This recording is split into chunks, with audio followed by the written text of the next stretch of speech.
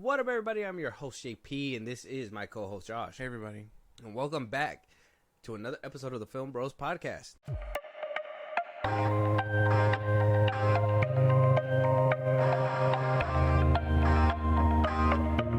All right, Josh, we're cutting the shit today. Okay. We're cutting the shit. We're just going to jump right straight through it because it's a fantastic day. It's a beautiful day. Okay. It is... Time of recording is March 18th. It's a Monday. Yeah. I know Mondays it's not the best for everybody. But can you tell me what today is? Monday? This is supposed to be I don't know. It's supposed to be a day. It's a special day. What's today? I don't know. Oh, I don't keep track of all this. I just want to hit you. All I care about, Monday. Yeah, I don't know. Well, okay. First, let's say tickets for the Spider-Man. The re-releases of Spider-Man came out today. The pre-sale. We'll start there. Yeah. Not as exciting as the other news that you can't seem to figure out for some reason. Do you need me to tell you? Do you concede? Oh, wait, Star Wars. Right? Star Wars? The trailer comes tomorrow? Star Wars? What am I going to do with this guy? The Acolyte. What am I going to do with this guy? No. Today marks the day of the third year of the release of Zack Snyder's Justice League. Oh, wow. What? I was supposed to know that. So, what do you mean? How are you supposed to know that? I forgot. Are you not on Twitter? Do you not? I'd be forgetting. But I did see this. I did see this. See, there was a lot of other things. I'm like an angry neighbor just shaking my fist at you right now. Oh, my gosh. Today is a monumental day. Yeah. Now, some people just say, "Oh, it's the same movie, just reborn," or and whatever. To them, I say stupid. Yeah, but okay. This movie, for me, is not just a 4-hour cut of the greatest superhero flick that I've ever seen in my life. Yeah, this movie kind of cemented in my life, like seeing the BTS stuff, hearing being a part of the movement, because I was one of those that was saying there is a cut out there, even though the bosses at WB said no, Zachary Levi said no, Jeff Johns said no, like everybody was saying no, and then this, what I think is a cultural event happened where Zack Snyder basically confirmed that it's happening. Yeah. First it was morphing into a show, then it morphed into an actual 4-hour film with chapters. There was a whole, I don't know if you've seen that sequence where it's like them in the cube and they're just different forms and you just see them all. That was supposed to be basically the title card for every single episode at one point, but they discarded it and just used it as promo. Yeah. This movie just marks so much things for me in my own personal life that I'm always gonna be like, if I get reminded that this is the day that it happens, I'm not gonna say that this is one that I'm putting on my calendar all the time. But if I get reminded about this, it's just going to remind me of all the fucking struggle that you guys, the people that are listening, if you are a fan of this movie and a fan of the movement, that you guys put into it. I mean, the donations to fucking fly a plane over WB headquarters and Comic-Con and, put a whole billboard. Like, this is a cultural moment that happened. But Josh, this is the third year, man. What are your thoughts on this, and how did this movie affect you? Well, happy birthday to Zack Snyder's Justice League. That's cool. I think I did see Zack post something alongside the Rebel Moon Part 2 trailer, but it was a picture of the Joker with a gun. Jared Leto's Joker. This movie to me was kind of everything. Also, like as much as Man of Steel is everything to me, this one kind of encapsulates. Because it's basically the end goal, unfortunately, for these movies. It was everything. It was the bread and butter to basically what my DC universe, basically. I mean, everything was going downhill. And then, this was kind of like the green light. Because, I mean, this came out before, after Suicide Squad? This one? Yeah. After the Suicide Squad? Yeah. No, this came out before. Did it? Oh, yeah. Okay. Damn, I can't even remember. Yeah, this one came out before, and then the Suicide Squad came out a few months after, and everybody was like, what the fuck? Why are we still proceeding with this? Yeah. So, I mean, this movie was just everything to me. I can't. There's not really much to say other than that. I also like really enjoy this fucking movie. It's great. It's a great film. Just to kind of get that back and forth.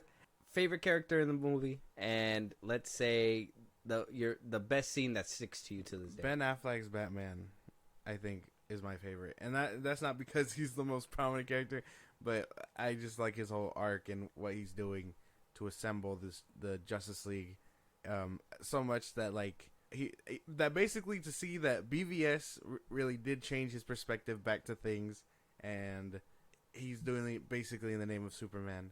Favorite scene? There's a lot. There's a bunch of scenes, and I don't want to go straight for the Oscar winner scene, but I do like. I have two favorite scenes that come to mind. The one where they're around the table with the mother box talking about Superman, and then that projection shows up. Oh yeah, like I think that scene when is he looks around, he's like, "I'm not gonna say it. Who's gonna say it?" And then he just kind of shines the light, and then the triumphant music plays. Yes. That scene is really good, and then I like the slow mo scene when we first meet Barry, where he saves Iris. Oh yeah. So those two scenes come to mind. Okay, my favorite character within the film, yeah, Ezra Miller's Flash. I think that's why it was so easy and quick for me to just be like, when the Flash movie was coming out, like this is not the Flash that I know, because the Flash that I know was this world saving, fucking universe saving, even if you will. Like he fucking did the most in this film, and they completely undercutted him in the 2017 film. Though he was still funny in both films, I won't lie. I think he was the better part of the 2017 film. But it like just the whole arc through this film for him was just great. Yeah. And yes, I could say that scene as well, the Oscar scene, like that scene right there. Like when it first happened. When I first watched that movie, I couldn't wait for it to end just so I could put it again and rewatch that scene again. It was good. Every single time brings tears to my eyes. And even the scene at the end where he's running through the freeway and he's just like, make your own dreams, Barry, and he's just smiling and the wind in his face. Yeah. Oh my God. It just gives you the best chills. But if I got to say the best scene, the best, hands down, the one that tells you Zack Snyder thought about everything was when Steppenwolf first comes down in Themyscira. Fucking, he could have made these girls pussy out and do a comedic act or whatever and blah, blah, blah. This girl said, Steppenwolf said, "Oh, I smell your fear." Yeah. And then the queen just said, "Show them your fear." And all of them just, boom. We ain't got no fucking fear, bitch. Now I added some words there, but that wasn't verbatim. But basically said what it was, and that thing, I think that was the scene. Even though you seen it in theaters, you were just like, "This scene is so much better." Yeah, like it's great. Oh yeah, for sure. And like, I've seen that scene floating around before basically this whole anniversary, and to me that scene perfectly captures like the Amazons, you know what I mean? Like, we don't need a full show about them to know what they're about. You just show us a badass scene like that. They're badass goddesses, and then they do shit like that, and it really makes you think like, damn. But I don't think we need a full show. Somebody working on one currently, but I mean, not my DC. And just as a bonus thing, fucking Darkseid cutting off Green Lantern's hand and about to get the ring. That scene was the old gods fighting him were fucking sick. Yeah, that scene was crazy. Zeus was fucking insane. The fact that they brought the dude from Wonder Woman to play Ares again as well was just like, the continuity is so chef's kiss. It's like, what happened, WB? We're at the fucking cusp of greatness. Yeah, and then they fumbled the bag so hard. Oh man, I know. If this movie would, you gotta be the biggest goober to trip on your own laces. I wish this movie would have seen the light of day way back when, just so it could hold up against Endgame and all that. But just imagine back in 2017, the banner rolls and it's Justice League, right there, Part 1, boom, and then right after that, a year later, Part 2, boom. You know how much money?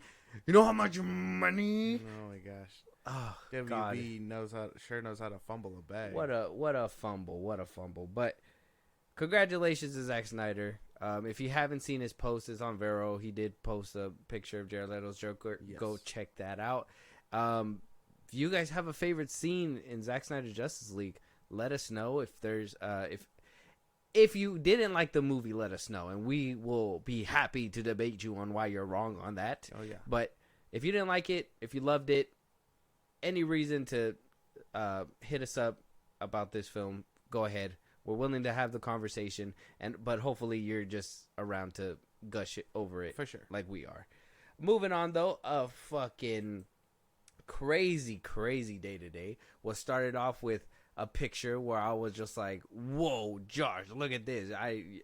Earlier today, I showed it to you. Yeah. We got the first promo art for the Acolyte, and I was just like, whoa, blood, it's the lightsaber. It's a nice looking lightsaber, and it's supposed to be making an image of the lightsaber being out, but it's painted in blood. If you guys haven't seen the poster yet, go check that out. But apparently the trailer is supposed to drop till tomorrow, so sucks that we couldn't get to it. Would have been fucking cool. Yeah, but it feels like we might be able to pre-record it and maybe just post it at the end of this one. So if that happens, congratulations, you guys are getting our first look at the Acolyte. So we'll see about that. But for now, I know you're like, what does this picture have to do with anything? Well, a Twitter storm has been a-brewing about this picture. Okay. Basically, on one side of the aisle, people are like, why is it bloody? What is going to happen? Are we going to get a mature Star Wars? Why do we need a mature Star Wars? Call me immature, but we don't need blood in Star Wars and blah, blah, blah.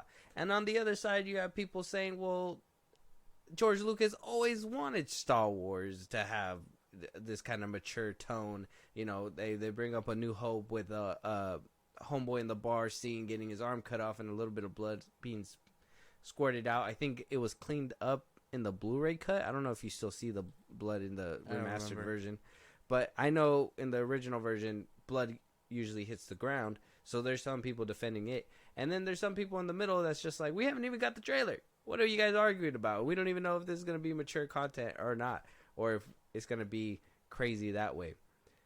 I was reading these comments and I was just like in my head, well, I mean, I don't know.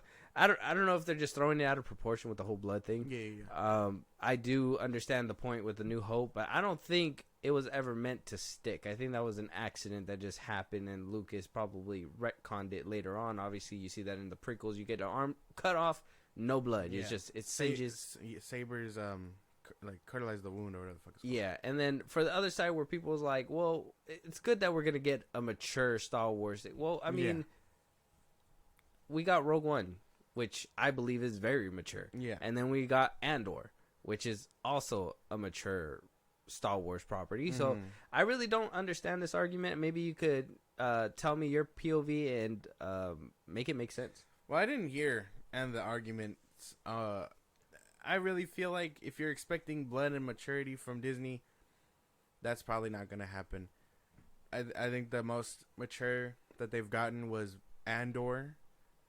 And that's Andor, Bad Batch. Like, I think they handle, like, even Bad Batch handles it pretty well in animation, you know. And Clone Wars handled slavery and all this and that, so it's not so much like impossible for them to touch up on hard topics like this. Yeah, but at the same time, for live action, I imagine the bar is so much different.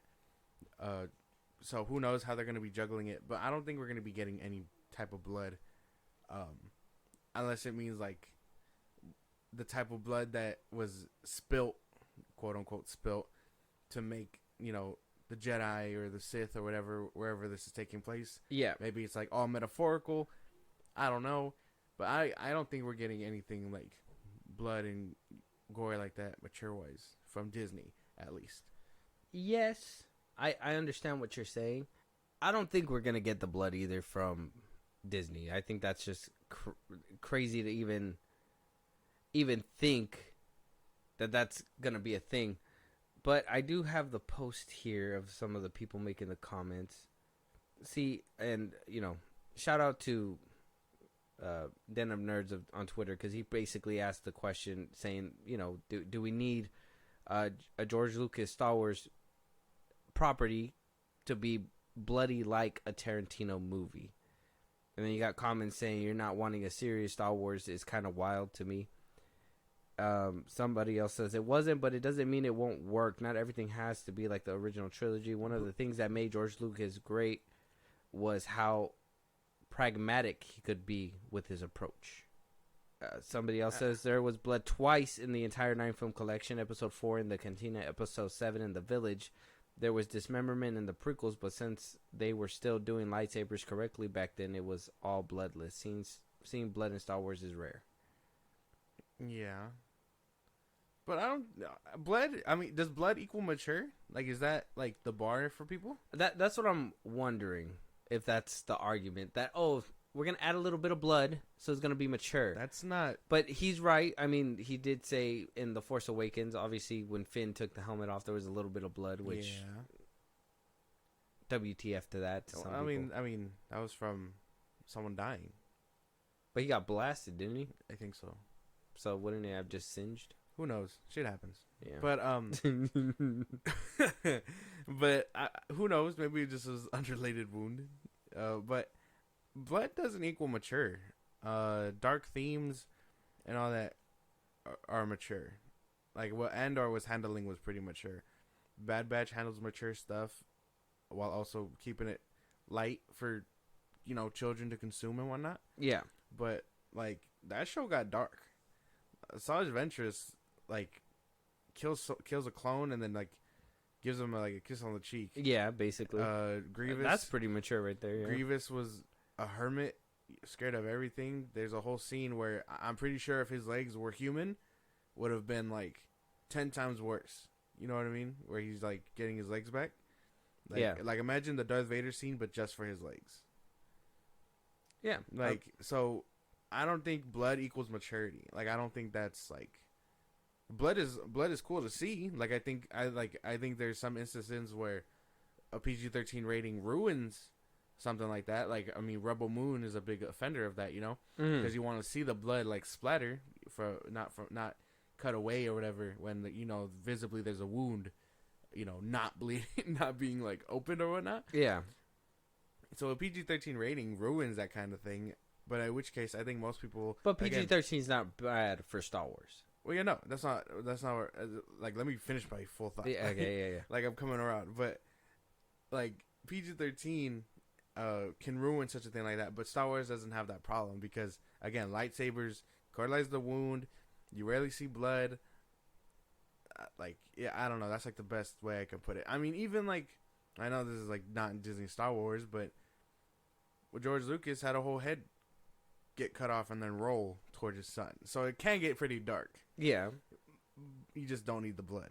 Yeah. The blood is not necessary for maturity. Because you could, of course, we've seen it. You've named a few examples. The Clone Wars, I think, got really heavy. Damn near borderline. What the fuck? I'm a kid watching this show. Yeah.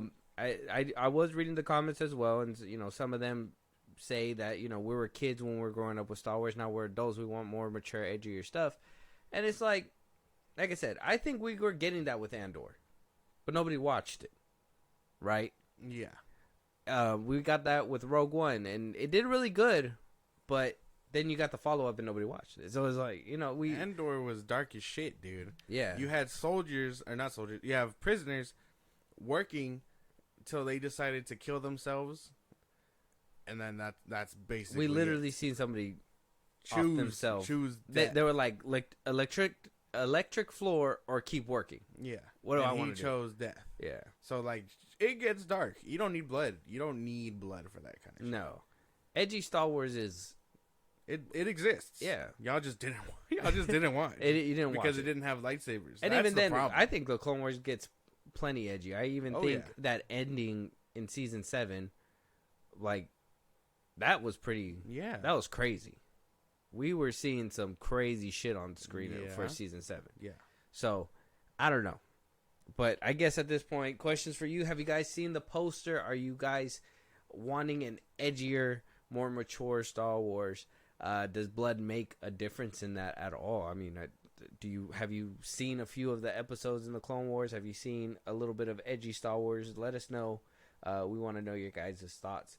Moving on, though, Gina Carano is still a brewing about the Mandalorian firing. Obviously, we talked about before that she subpoenaed Disney and was like, "Hey, I'm suing you, suing them for wrongful termination and discrimination, for losing out the role of Cara Dune, that she was playing in the Mandalorian way back when." Yeah.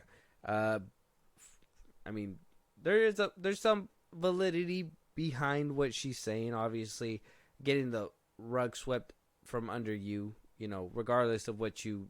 I mean, obviously, punishments deserve consequences.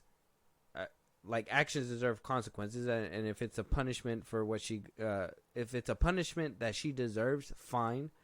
But doesn't. I mean, I never thought it was gonna affect her this bad, and apparently neither did she, because now the full quote and her full story is on the Hollywood Reporter page, but the Entertainment Weekly decided to give us the cliff notes in the quickest way possible, so we're reading it off of there. But if you guys want to hear her whole life story and what she basically tells the Hollywood Reporter, go check that out. Yeah, it's a long read, and I just did not want to read it for you guys. We don't really care about it. Yeah. So, in the new interview with the Hollywood Reporter, the actress and ex-MMA fighter spoke about the disrespect and shame she felt in the wake of her termination. She says, "I just laid down and cried and cried," Carano said, who claimed she learned of her firing when the company released a statement online. She says, "I curled into a fetal position. It's not that I didn't think that something like this could happen. It was that I couldn't imagine they would put out this horrendous statement about me after working with me, the most powerful entertainment company in the world, saying that about me." The article goes on to say the actress lost her role as Star Wars mercenary Cara Dune in February 2021, due to a string of controversial social media posts, along with taking a stance against COVID-19 vaccines throughout the pandemic and implying that the 2020 presidential election was a result of voter fraud. Amid Donald Trump's disproven claims of election rigging, the actress shared memes that spread disinformation on both subjects. The situation came to a head after she reposted a meme that compared having different political opinions to being Jewish in Nazi Germany. Defending the post, Carano now said that it just made sense. Don't hate your neighbor. Before the Nazis were powerful as they became, you had to make it okay to hate this person next to you. That's how we get to a dangerous place, and history does not repeat itself, Carano said. In the aftermath, she filed a lawsuit in California federal court alleging wrongful termination, discrimination, and asking Lucasfilm to reinstate her role of Cara Dune. Elon Musk is helping to fund Carano's suit. "I think it's pretty incredible what he is doing," Carano says. She said, "A lot of billionaires put their money into buying islands and building bunkers. Elon Musk is using his money to fight massive injustice battle." What the fuck? Yeah. So what basically got her in trouble was a 2021 tweet. Yes. Where she says she was pushing back on the idea of sharing pronouns in her Twitter bio by putting in boop bop beep. She later removed this after a conversation with Pedro Pascal, which he explained the significance of the pronouns in the bios, because he has, I guess, a sister who's trans. Yeah. And basically said it'll be a lot easier if you just take it down. So, I mean, what do we think so far? Okay, so clearly there's a lot of issues here. Not so much from the pronoun part. I think that's kind of crazy to do, because I think at that point just don't have them in your bio. Now you don't really, if it's that big of a problem, just don't have it in your bio. You know what I mean? Yeah. You don't gotta do boop bop beep. Boop bop beep. Like, that's insane. That's insane shit. She said she was referencing R2 in a way. I don't know. No. But that it was a slight diss. Yeah, that was meant to be derogatory. There's no way. And then, well, I mean, that's bad. Nazi Germany tweets is it's crazy shit, dude. You can't just, you can say it, but you can't be mad when people are like disagree with you wholeheartedly about what you're saying to the point where you are in the public eye. This is gonna get, you know, bad if people continue to see this shit. Yeah. It wasn't just her. It happened to James Gunn. Like there was a lot of stuff going on way back when, to where the internet is in this uproar. Which, I mean, I don't agree with cancel culture entirely, but you know, they have ways of just like uprooting people. And the fact that you said that in a on Twitter, where they do that shit the most and demand actual repercussions, is gonna be crazy shit. I feel like that just it's insane for her to like say all that and then be offended that something happened to her.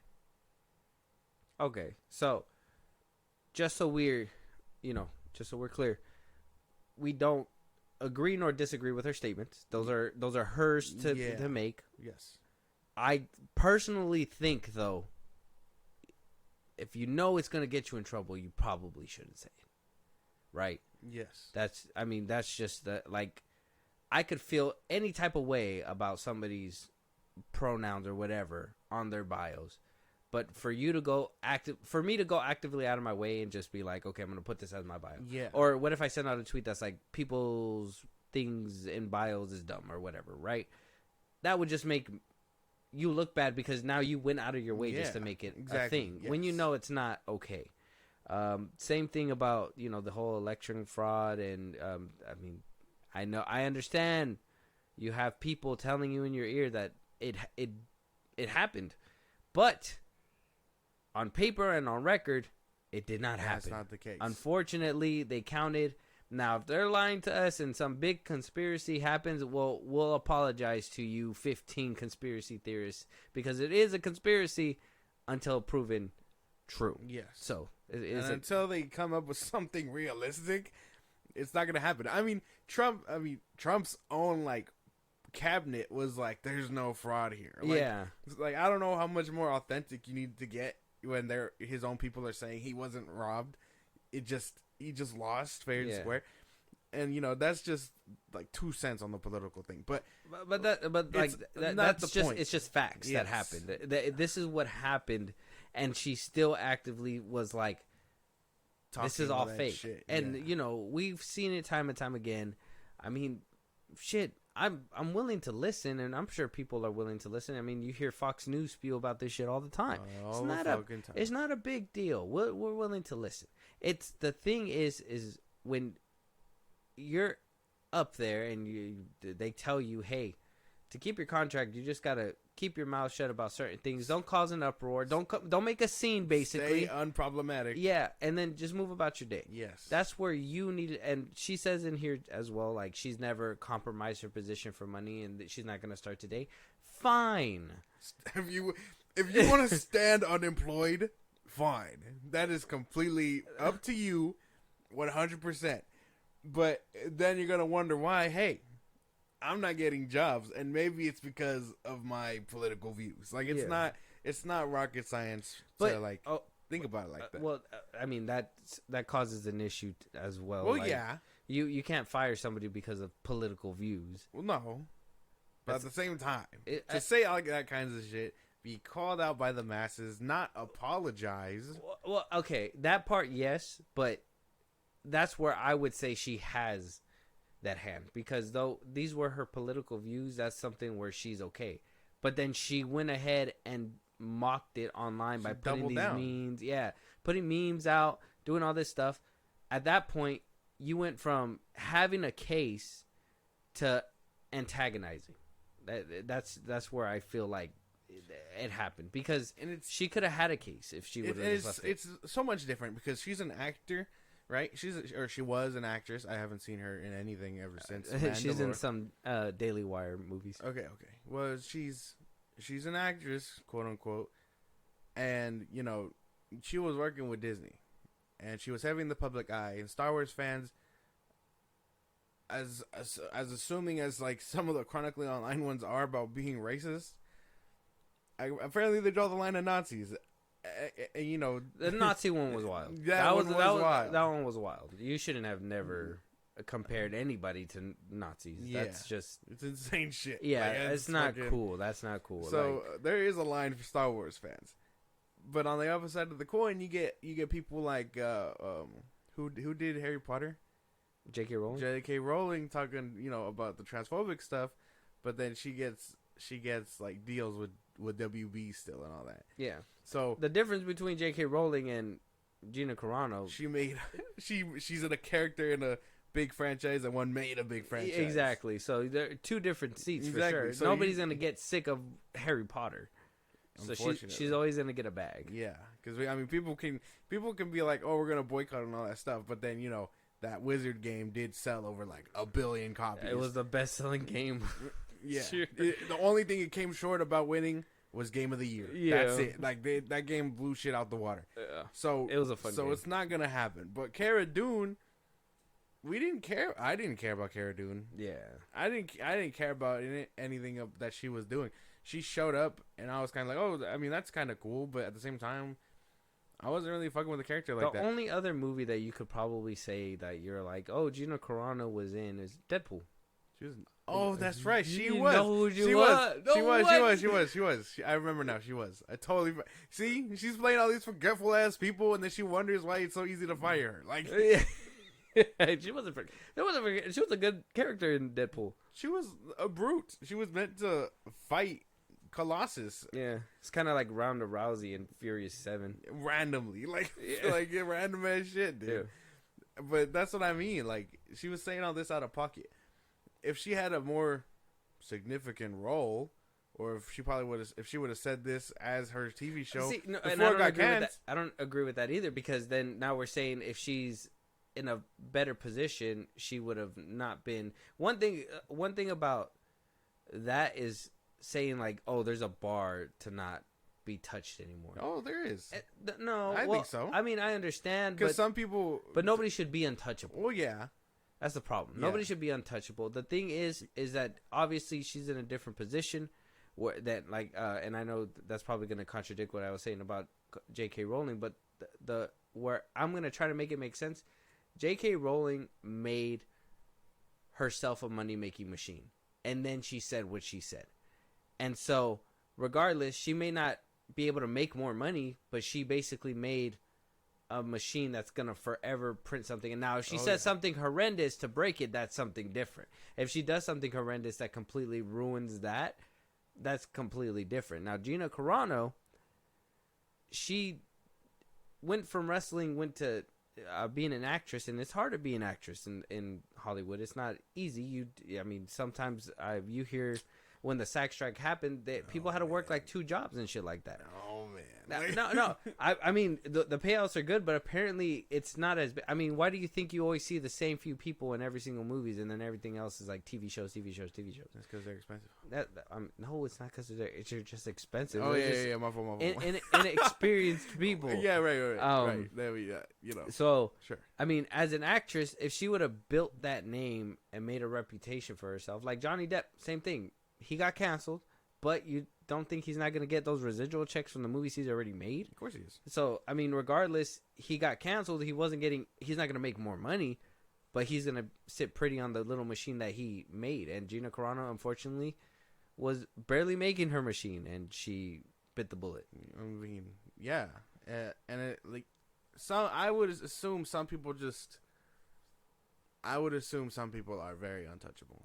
Well, yeah. I mean, obviously, J.K. some people, Rowling, but that's think about my like, thing is nobody should be untouchable. Oh, yeah, but they are, and that's just how Hollywood is. Exactly. Some But people, no, we're actually getting to the point where accountability is reaching all places. Well, I mean, yeah, but then a couple of years ago, you wouldn't have even known Bob Iger besides the times that he says something. Now people are holding him accountable. Bob Chapek, same thing. David Zaslav, they boot him at a university. That's fucking yeah.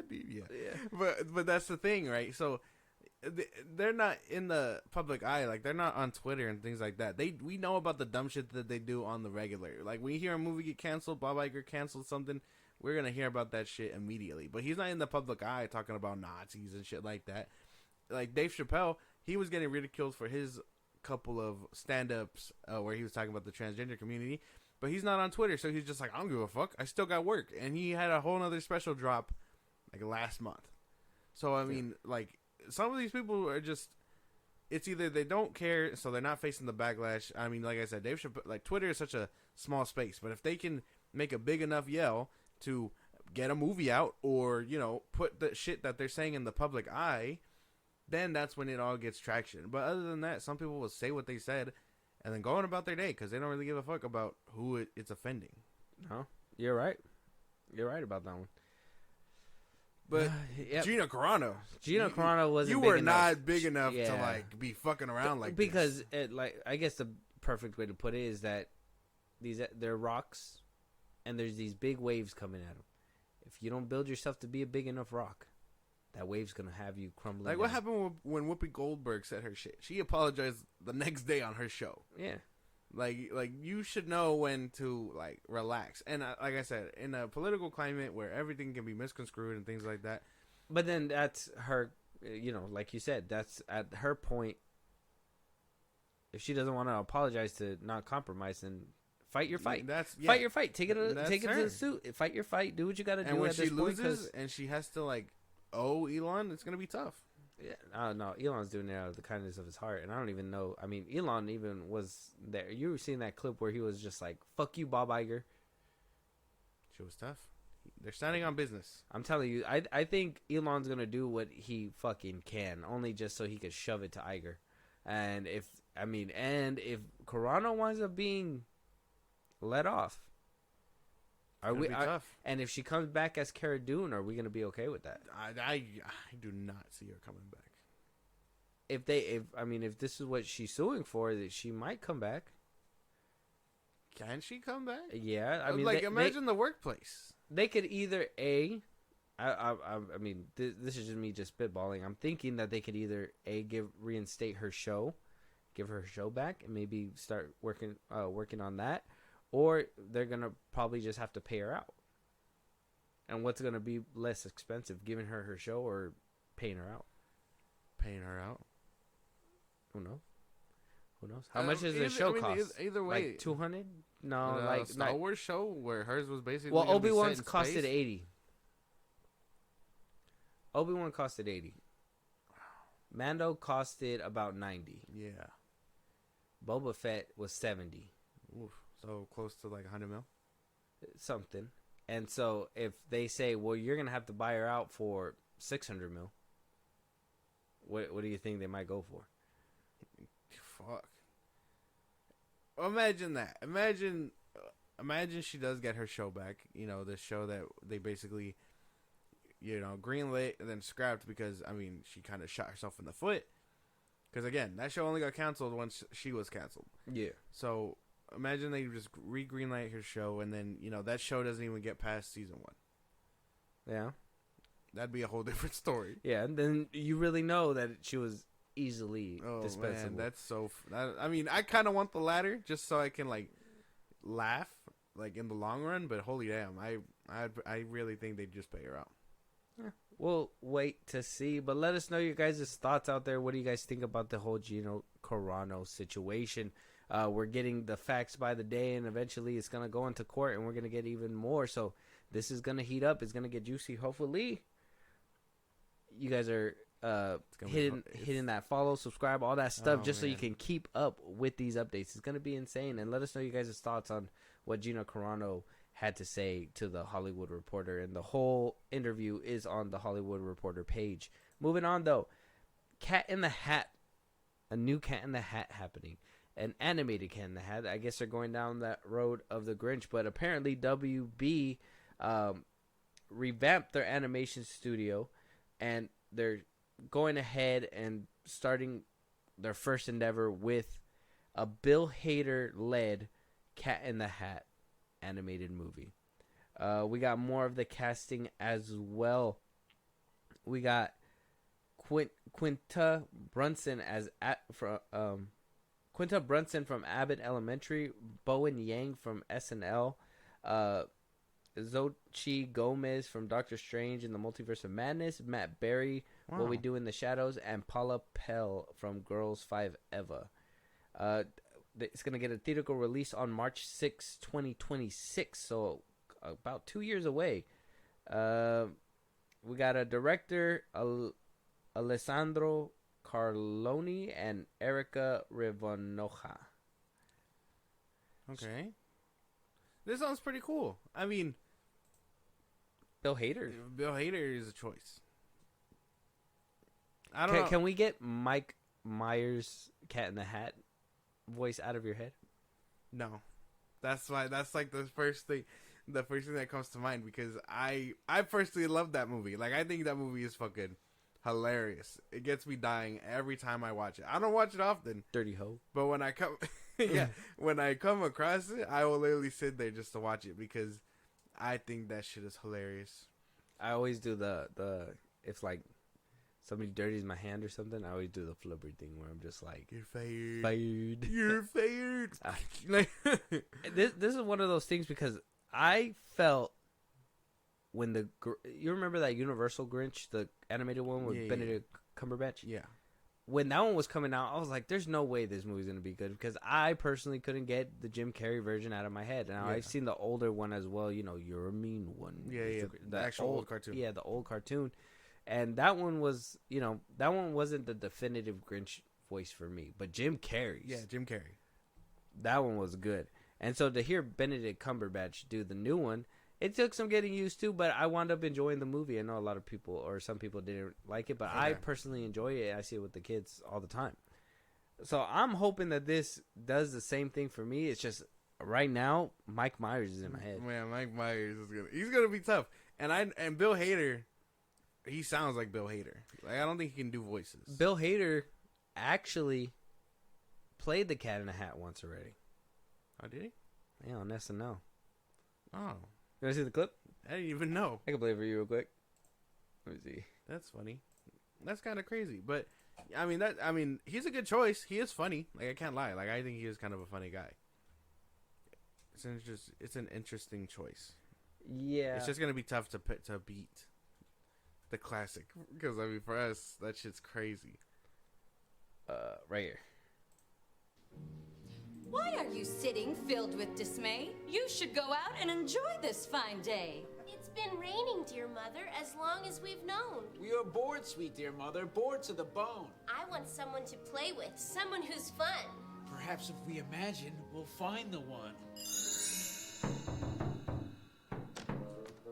Hello, little kitties. A rat-a-tat-tat. If you haven't put it together, I'm the Cat in the Hat. Cat, what are you doing here? Linda. My God. You look good. So you think that's gonna be his voice? I would hope. I would hope it's just his voice.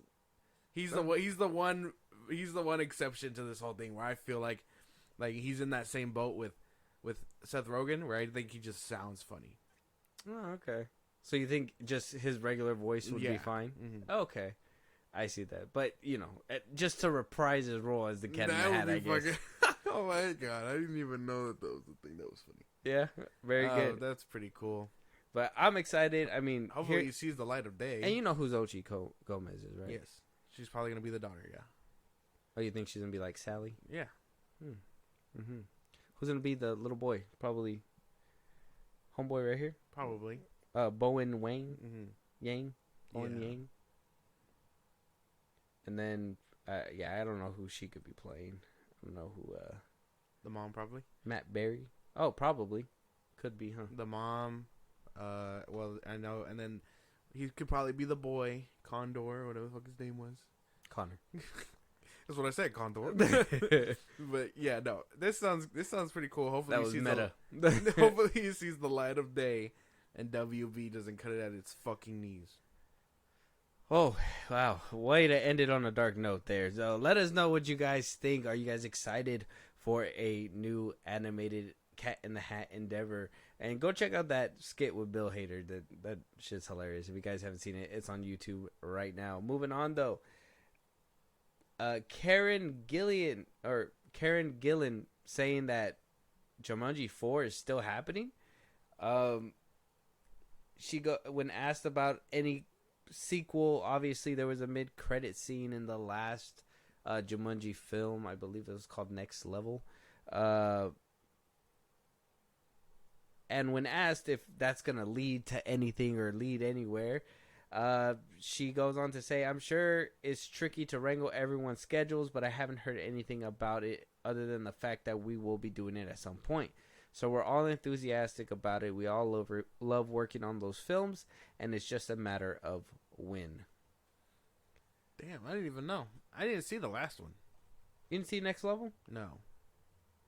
I only saw the second one. The reboot, yeah. Yes, the one where, yeah. The first one. Basically. With the one with The Rock. The first one with The Rock. Yeah. So I didn't see the sequel. I didn't even know if that one did well enough to greenlight a fourth one. But, I mean, good for them. I don't know. I mean, if this one sees the light of day, then... Were you not a fan of these films? I watched them both. The first one was alright. But I didn't see I don't know what happened with You the like second Nick one. Jonas in there? Isn't he like... Doesn't he die in that No. movie? No, he makes it No. all the way to the end, right? Wow, this guy. I can't remember. I think the only scene that I can remember from that one is where like The Rock smacks the fuck out of Kevin Hart into like the side of a mountain. I'm dead. You just wish. You wish you could do that. It's crazy shit. Slap Kevin Hart. That'd be fun. Yeah. But I mean, that's cool. I mean, for the 5 fans that saw the last one, I mean, cool for that. Hey, man. 6. You didn't even ask me. Hey, did you like it? Like before you fucking throw a diss at Did me. you enjoy it? You know what? I did. Oh, I before did. watching it. Oh, what? The You 6 fans. You haven't even seen it. Why didn't you watch it? What? It didn't intrigue you? I've been a Jumanji fan. It just didn't catch my eye. Yeah, I think the trailers made it look kind of like weird. I will And then I say. remember being invested for Danny DeVito, but I just never got like interested to go see it. Oh yeah, because he did come back. It was great. It was so good. Yeah. Well, if this one sees the light of day, then I might watch it. So. Well, you're not gonna watch the other two?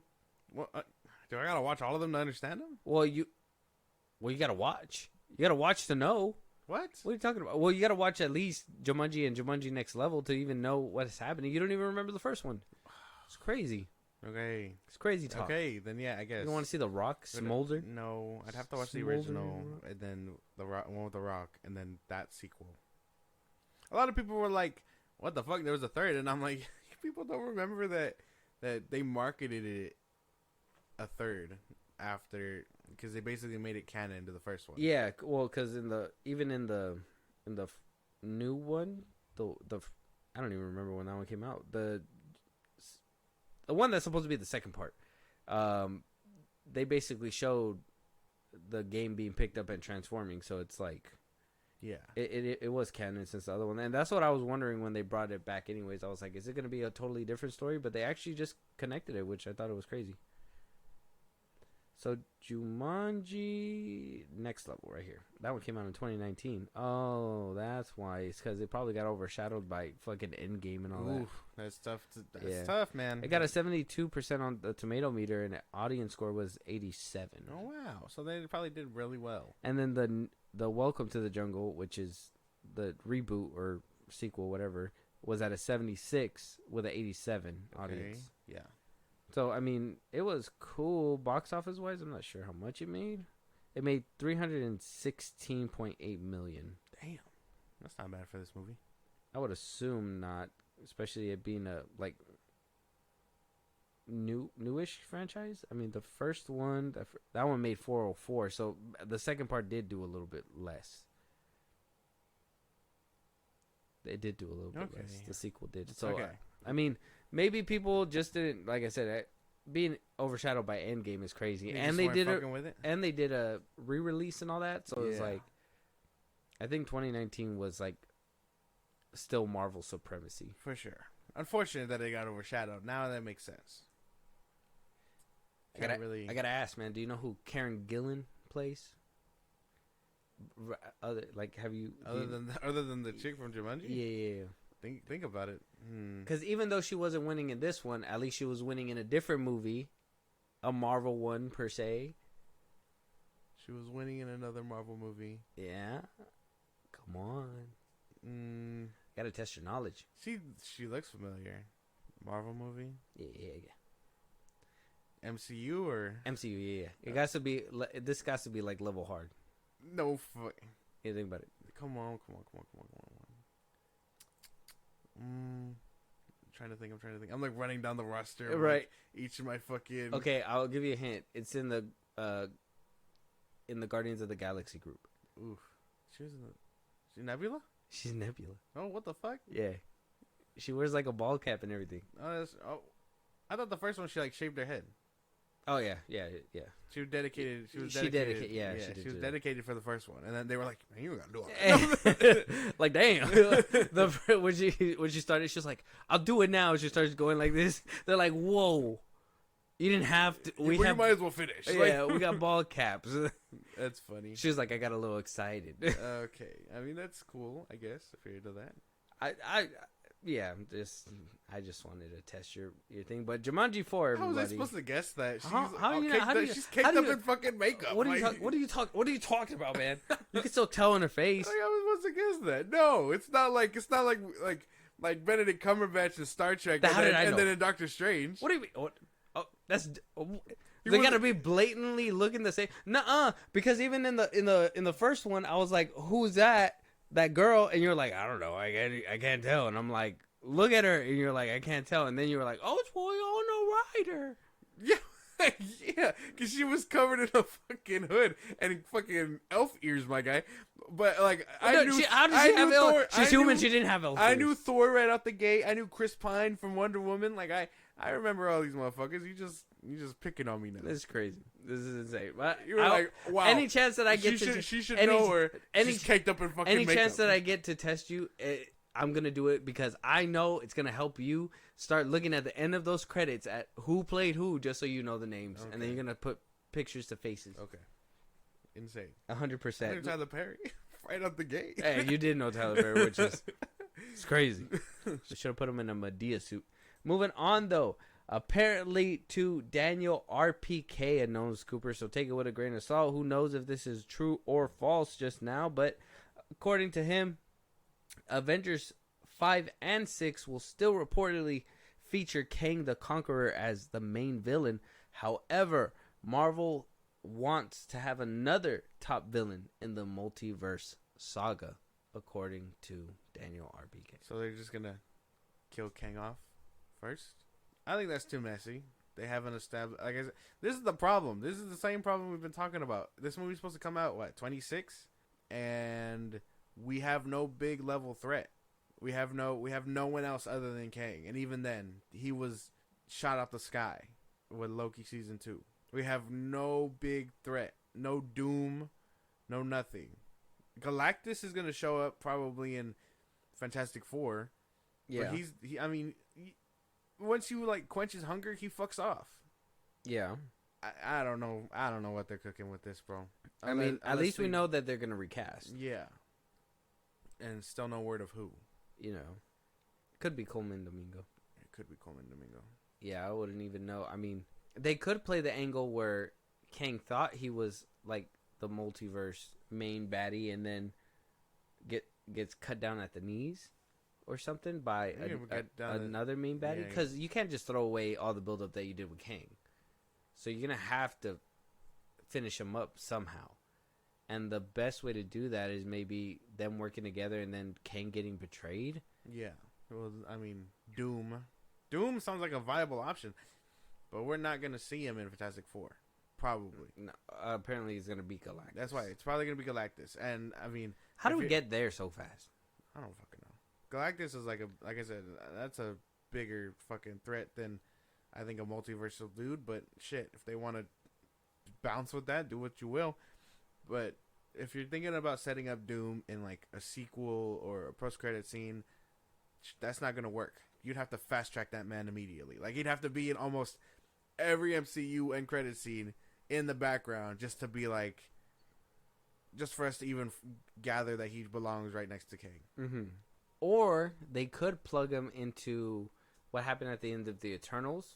I mean, we really don't know who that was, and it could have been somebody recruiting that could have been villainous, and What do you mean? could have been Doctor Doom at the end of Eternals, a post-credit scene. Oh, wasn't that Blade? Wasn't that supposed to be Blade? That's what the director said, but Marvel can make it anybody because we didn't see his face. No, that's true, huh? I guess. What a fucking weird thing to plug. That's so weird. Yeah. But I mean that's a quick That fix. could be something. Yeah. Yeah. They can make the Celestials a bad guy. Yeah. Somehow connected to Eternals. making Galactus get to Earth or something. I don't know. Yeah, but other than that, it's messy right now. Like, there's a big question mark on the bad guy. Yeah. We got all these heroes fighting the little guys. There's no big guy.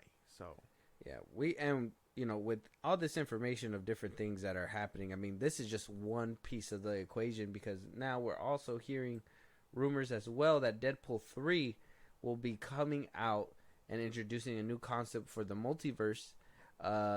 Same thing coming from Daniel RPK saying that the plan for Deadpool and Wolverine, or a concept that they're bringing into light, involves introducing a concept wherein each universe relies on a singular being for its existence. If this being were to die, so too would the universe. That sounds messy on so many levels. that doesn't make any sense. So if they die of old age, the universe just implodes? Well, I mean, no, They just... Well, no, because I think on almost every level these characters exist. Like, you know how they were saying, like, or they were playing with this idea, I'm assuming, with What If. So this is probably where they got it from. But they were saying that Iron Man has to die in every universe or whatever. Mm-hmm. So that's why in every universe, Iron Man was just biting the dust. Yeah.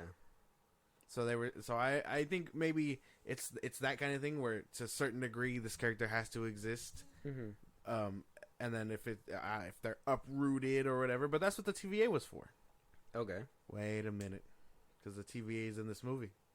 They are. So who knows? Maybe they stop that destruction from happening by pruning the whole alternate timeline altogether. Okay. So all these variants and stuff exist, or I mean, don't exist, because I mean they all get pruned and they all get sent to that end of the world time thing where Kang's former castle was. Yeah. So I assume they probably all exist there, but that's drawing like a lot of conclusions that we kind of don't have answers for. I'm drawing my own conclusions with the shit I'm given. Yeah. And that shouldn't be the case. None of this actually concrete. makes sense. Yeah. It's not concrete, and for the most part, it just sounds like it's going to tangle things up more. Yeah.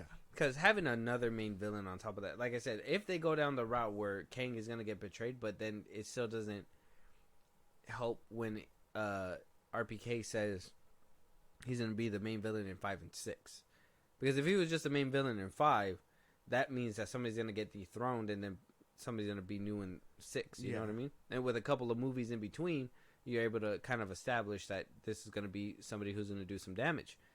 And then with this, in my head, this is probably going to be the way, from what I'm thinking, this might be the way from like a business perspective, how to prop Tom Holland up and help Sony at the same time. Obviously, Sony's drowning over there.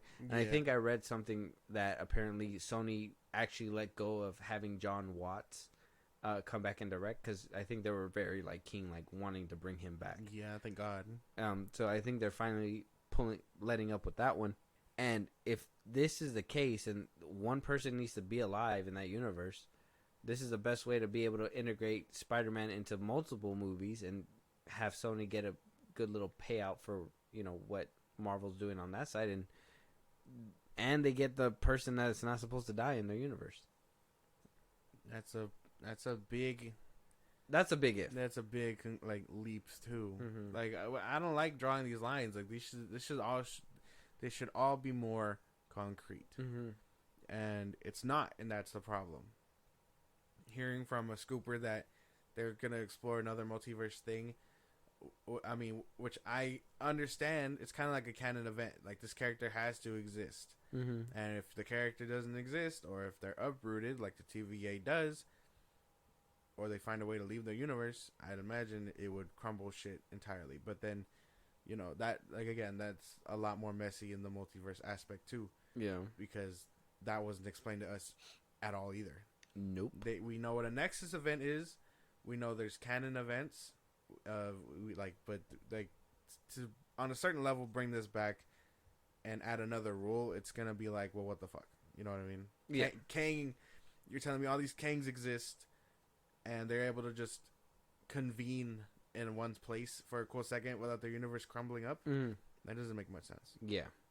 So, a lot of explaining to do for Marvel when it comes to these two scoops. Expecting Deadpool 3 to clean this bitch up is crazy. That's what I'm saying. It's just so much pressure on his back that if this movie does not deliver, it's going to be a monumental fuck up for Marvel. Oh, yeah.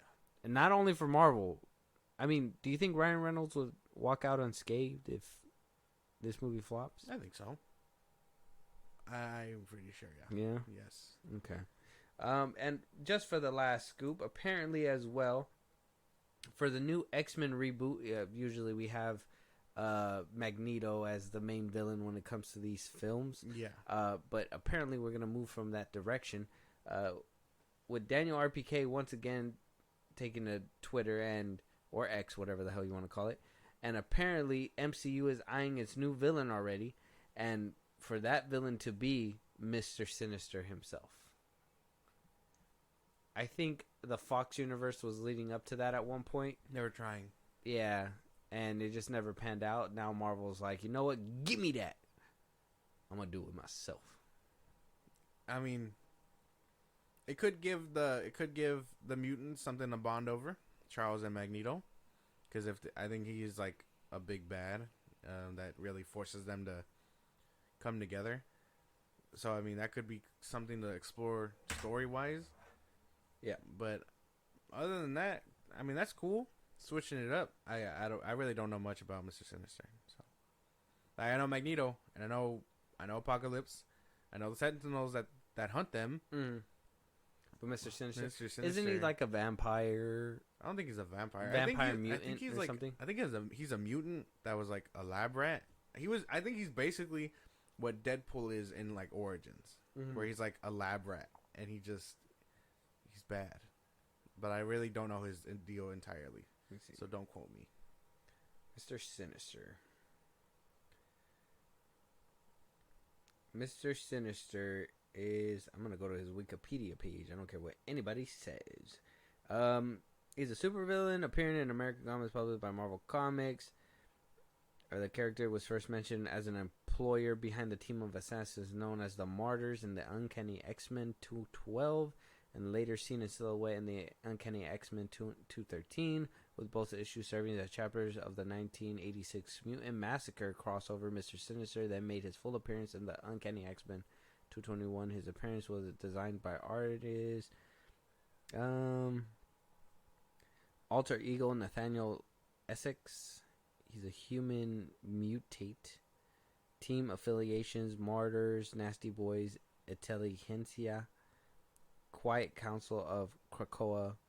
Partnerships with Apocalypse, says here. Abilities: shape-shifting, longevity, precognition, expert genetic manipulator, and surgeon. So those are his powers. Okay. Nathaniel Essex. Oh yeah, they were plotting him out. I remember seeing his name in the Essex in when they broke out Logan in that one movie. Was it Apocalypse? Yeah. When they were in that bunker. Oh no, not Apocalypse. It was Apocalypse. Oh yeah, it was. Yeah, okay, yeah. Where they broke him out the bunker and he had like that It was metal supposed to thing be over his head. his origin, basically. Yeah, and he busts out and runs into the snow. I think I seen Essex on some of the machinery. Yeah. If I remember correctly. Yeah. So I think his deal is that he hunts mutants or something like that. Mm-hmm. He's essentially hunts them and surgically fucks with them. Yeah, probably just fucks with their mutant gene or something like that. Mm-hmm. I don't know his deal entirely. So I'll clip this. It'll be on social media. If you know who Mr. Sinister is, let us know. But for the most part, that could be cool. And do you guys think he will be a good villain? Yeah. But that's cool. Other than like Magneto exploring something like that, because I mean, I liked Apocalypse. I kind of enjoyed it, and as long as we're not exploring Jean Grey again, I'm fine with whatever. Oh, sweet. Okay, no Jean Grey, no Magneto. I think Magneto being the big bad at some point will be cool. But you want to see like Charles and him have a friendship. I think seeing Magneto and him put their differences aside for a greater evil it's always something interesting to see happen. Like we saw the beginning of their friendship, and we saw that they have that mutual respect for each other throughout the Fox X-Men movies. I kind of like when they explore that kind of thing. Okay. That they're friends, but because their ideals clash, they can't be friends. Yeah. So you want to see them work together, build up that friendship, Yes. and then eventually fall apart. Well, yeah, That'd be tragic. That shit would fucking hurt. That'd be tragic. Yeah. Well, questions for y'all. Let us know how he said who Mr. Sinister is. Are you guys excited to see him in any future X-Men?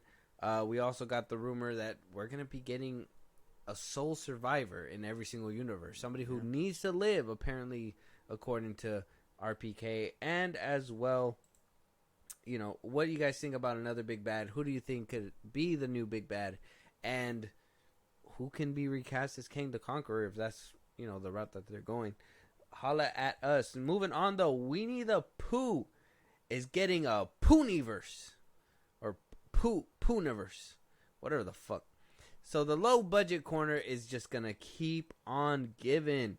We're getting the Pooniverse. Monsters Assemble in 2025. They are giving us a whole slate that I will read off to you right now. And you tell me how excited you are for this franchise. So, it says, coming from Jagger's Edge Productions, the Twisted Childhood universe. It starts off with Winnie the Pooh, Blood and Honey, which we've already seen. Coming out this year will be Winnie the Pooh, Blood and Honey Part 2. And then we're going to go ahead and move down to Bambi, The Reckoning. Then we're going to Peter Pan's Neverland Nightmare. Yeah. Moving down to Pinocchio Unstrung. Then we're going to get the monumental movie, I guess the one that we're all going to be waiting for, which will be Pooniverse, Monsters Assemble, coming out in 2025. What are they doing, bro? What are they doing? What are they doing? Where are they getting the money for this shit? What are they doing? Where do they cook it up? I think the only one that actually sounds appealing to me is like the Peter Pan one. But other than that, yeesh. What are they doing, bro? I know. Why are they going to team up? I don't know. Who are they trying to kill that it requires all these motherfuckers? That's so I can't, dude. Like, I know I saw Ash again, shout out to him, but I saw what he was saying about, like, if you don't like these movies, shut up because you're not watching this and that, you know, kind of having my attitude to when I like something good and I just see somebody shitting on it. And, you know, on the opposite coin of that, we don't need these fucking movies.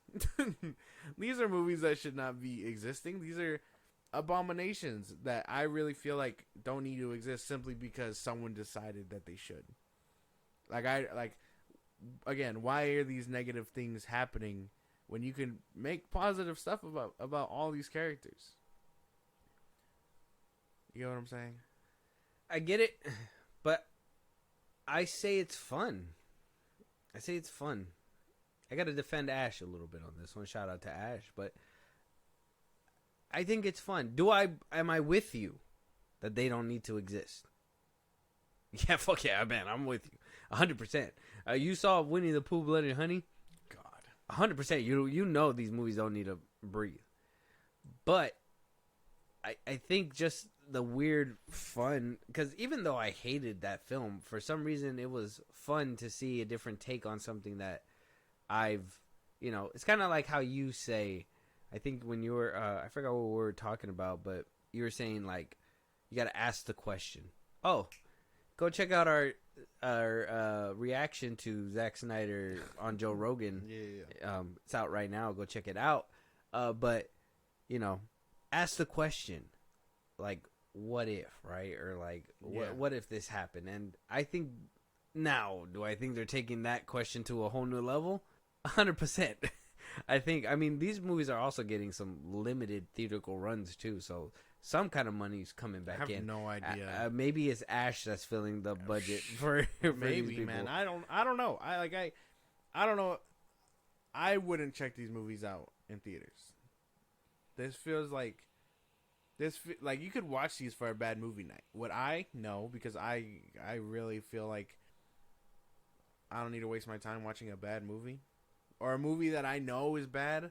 You get what I'm saying? What if they get better as time goes on? What if I come to you one day, right? What if I like you're snoring? Yeah. I am. I bonk you on the head. Conk. Mm-hmm. You wake up. I'd be like, what the fuck, man? Yeah. You fucking bump me on the head. You obviously wake up with a little bit of a headache. You're just like, why did you do that? Yeah. I tell you, man, I just watched. Hold on. I just watched. Can't even remember the sleep. I just watched Pinocchio Unstrung. Yeah. Hands down, dopest dope I ever smoked. Right? Hands down, the best movie I've seen this year. You're gonna give it a watch? No. Oh, what? Why? I just told you it's great. Yeah, no. And you know I would. As soon as I told you about Blood and Honey, I said you gotta watch it, but you're probably not gonna like it, right? So I'm honest when it comes to these things. But if I come to you and I'm like, hey man, this is the bee's knees, bro, the bee's knees. These quotes, the fucking pineapple express. Yeah. I watched it the other day. Oh man. But yeah, no. I mean, I'd check it out if you're really like pushing for it. But other than that, like, I'm not gonna go out of my way to watch them. And again, I think the only one that actually sounds appealing to me is probably the Peter Pan one. So after watching the first Blood and Honey, you're just like, this is not mine. Yeah. This is not. I'm not doing this. Yeah, no.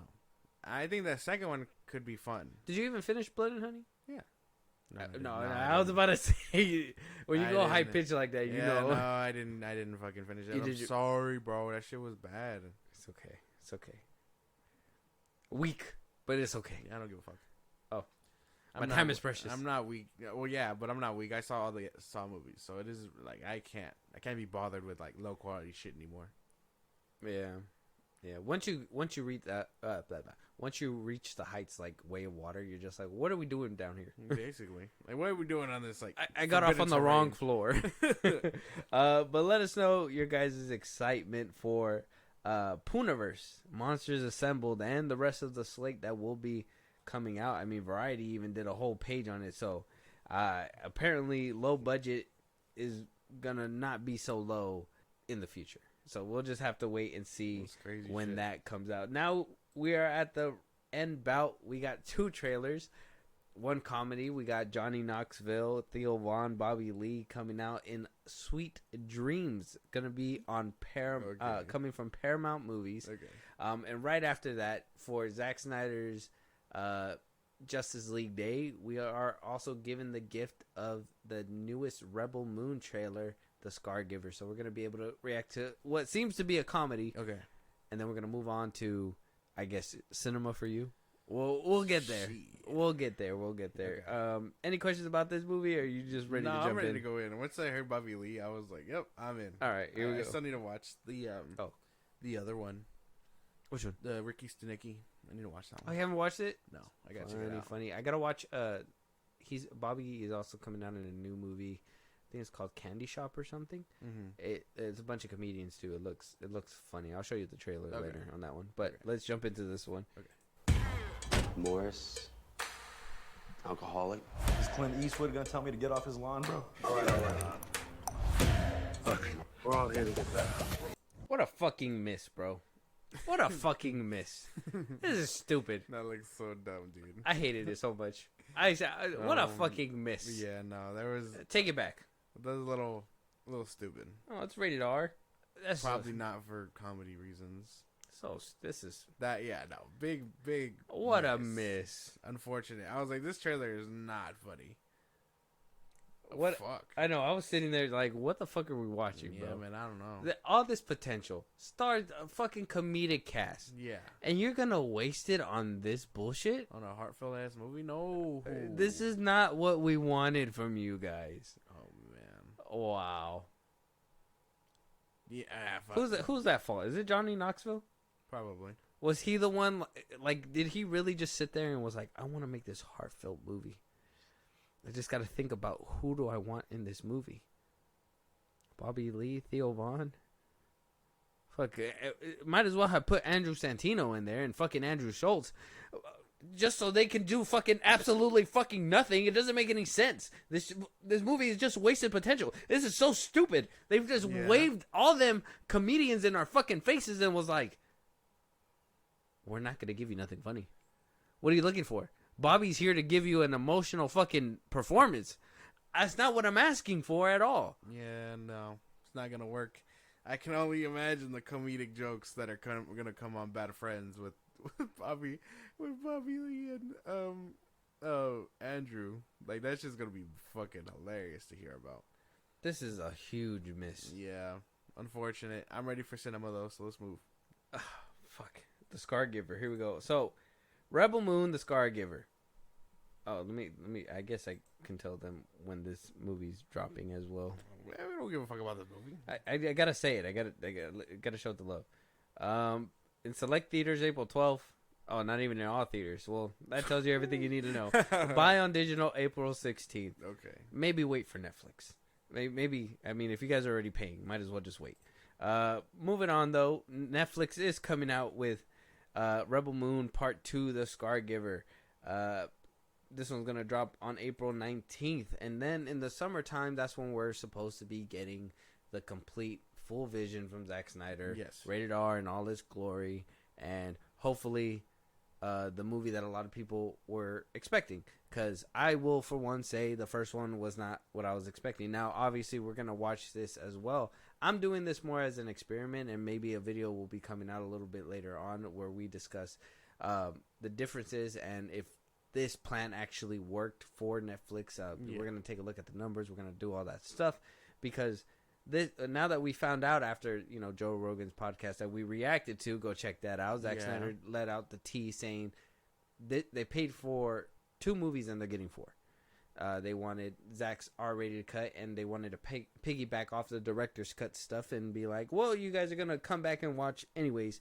And then also we got, the first parts of Rebel Moon that are PG-13 for everybody to watch. So with all that information, like I said, that's a whole video on its own. But at least for this trailer, I can say I'm walking in with all that information in my head because that's just never going to leave. And then on top of that, after watching the first one, which I wasn't really particularly a fan of, going to watch this. I'm more watching it just for the content. I really just I don't feel anything for it. But, I mean, you're going to walk into this and you know all this stuff. What do you think? I'm excited. I'm excited to watch the second one. I know the extended ones are coming, but I was a fan of the first one, so I can't wait to watch the second one. Let's jump right in. Here we go. Oh my God. I thought you were gonna have more and try to really try to pick me up to get in there. Well, man, you didn't like the first one. What do you expect from the second one, really?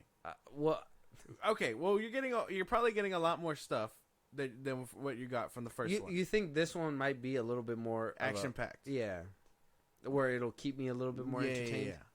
I can get a little bit of entertainment. I imagine that's the case. Like this is like that's helping the big finale. Anything else? Come on. Nah, let's go. Oh. I wasn't. Now I'm not even at that point anymore. Let's go. All right.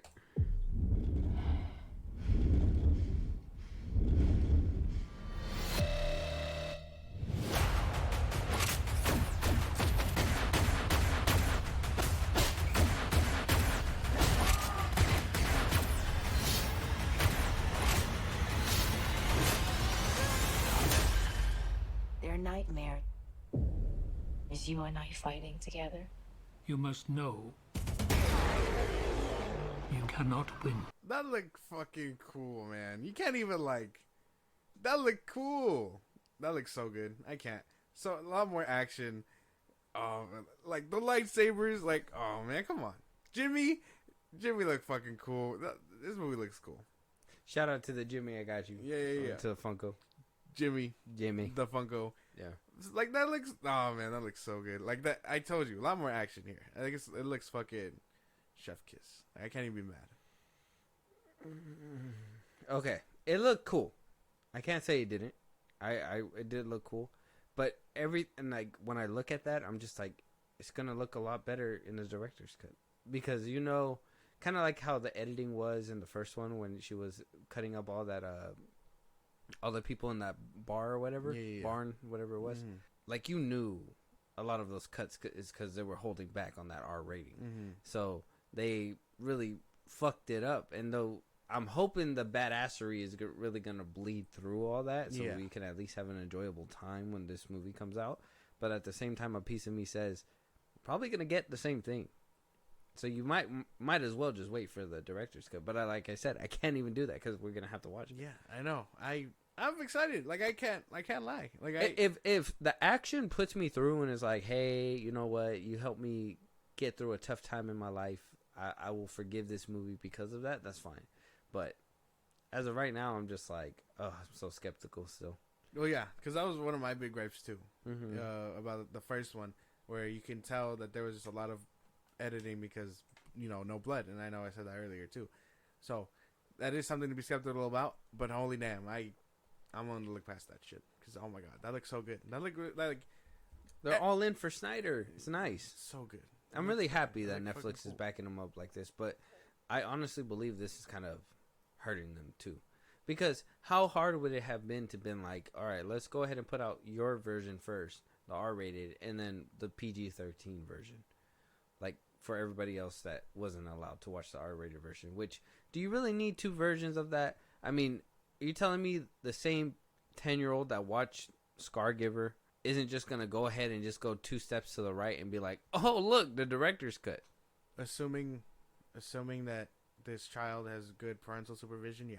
Or let's just say he has bad parental supervision. Oh, then he's gonna watch whatever the fuck he wants. That's what I'm saying. Yeah, but I mean, at that point, it's not up to Netflix.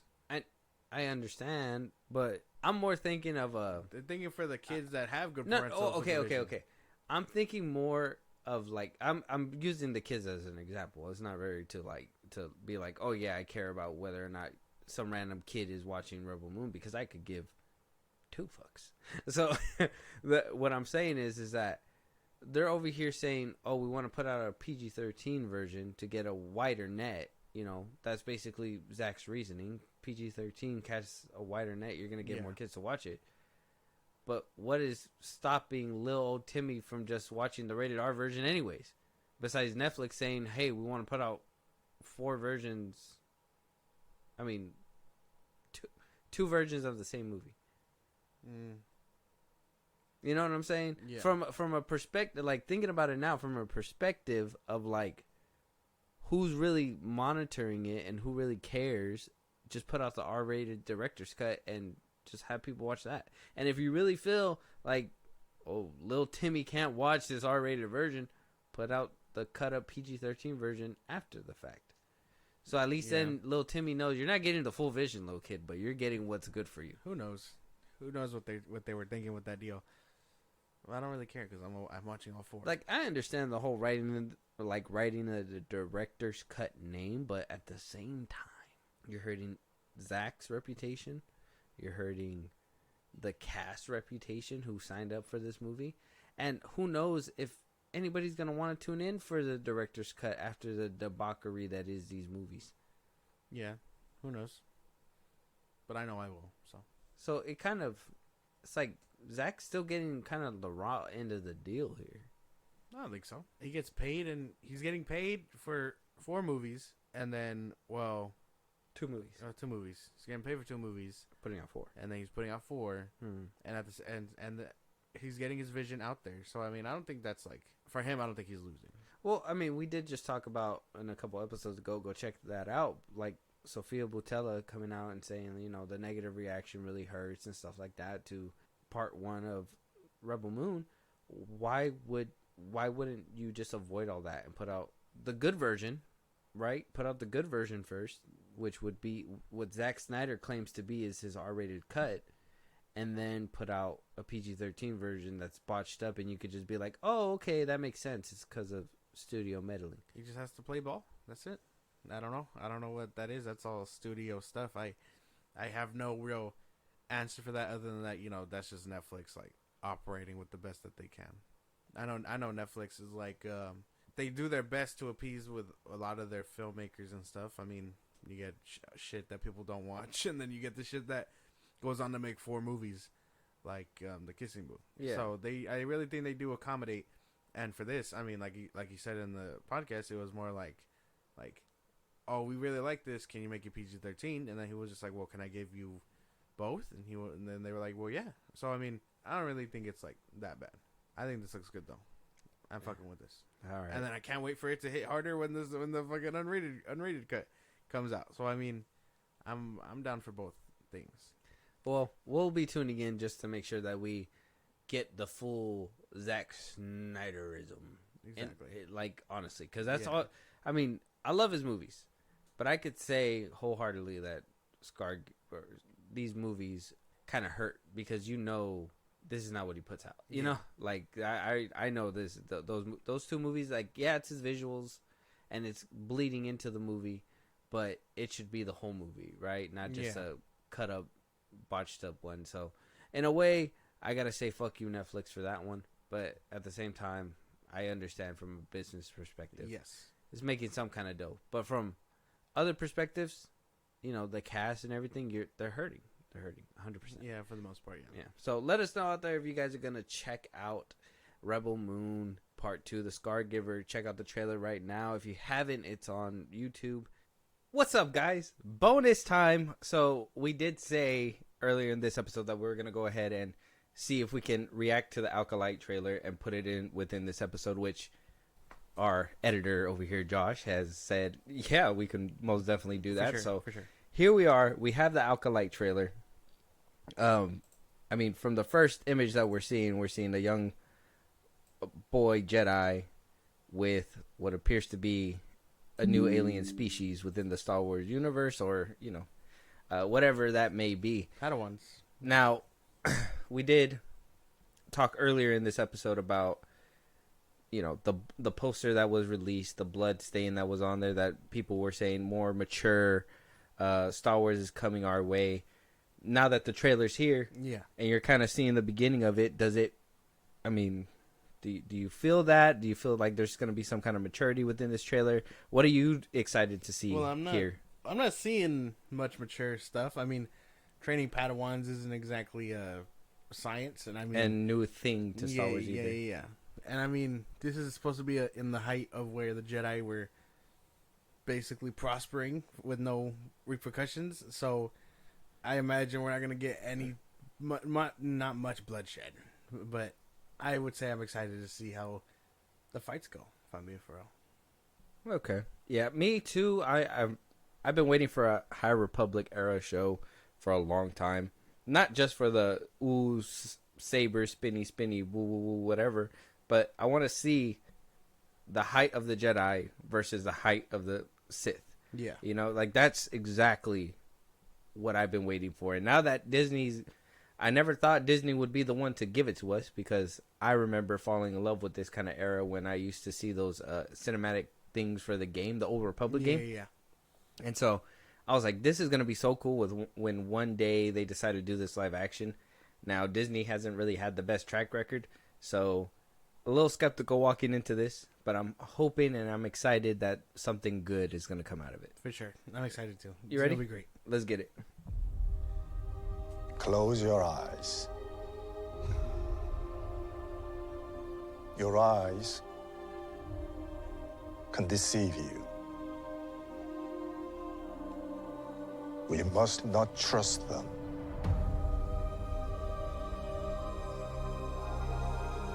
Tell me what comes into your mind.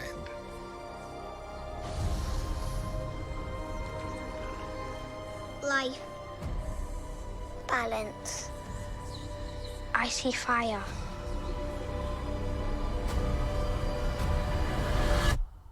Two-episode premiere June 4th. So we're going to get 2 episodes. Josh, what are your thoughts on the trailer? That looked really good. Like, I thought that looked pretty cool. I can't even, like, I just know I'm hyped. That looked so, like, that looked really good. Like, Andor type shit, to me, at least. Like, Okay. Like, I think they learned, and they're putting out quality now, hopefully. And I'm not wrong about that. But, oh, man, that looks so good. And the story looks pretty cool. I like seeing the yellow lightsabers. That was nice. Well, I mean, I think that was the one thing. Like, everything else, looked pretty cool. But story wise, I don't think they gave out a lot, which I know they're not going to. But at the same time, there wasn't really anything that was like pressing. You know, they're like, oh, somebody's hunting Jedi. We've heard that before. We've seen that before. It's been done. So yeah, they're hunting Jedi in an era that Sith shouldn't exist. Yeah, that's interesting. I'm for it, especially if they don't know what a Sith is or hasn't been around a dark side user in however long.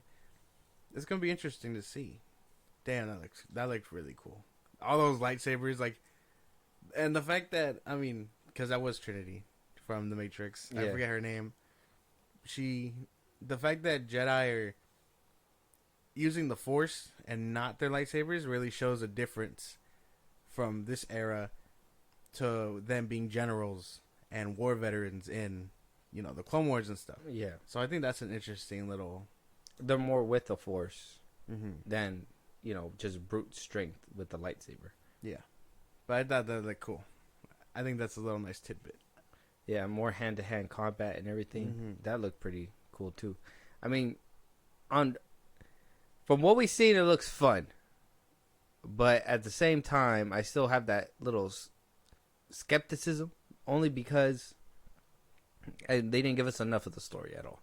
And hunting Jedi isn't really something that I was looking forward to when they were bringing up the High Republic. I thought we were going to see, like, the birth of, you know, the Sith. I mean, that could be the, you know, the route they go, and we do see a little bit more Sith. But either which way, it's just like, why didn't you get us hyped with that? You know, like a different kind of story.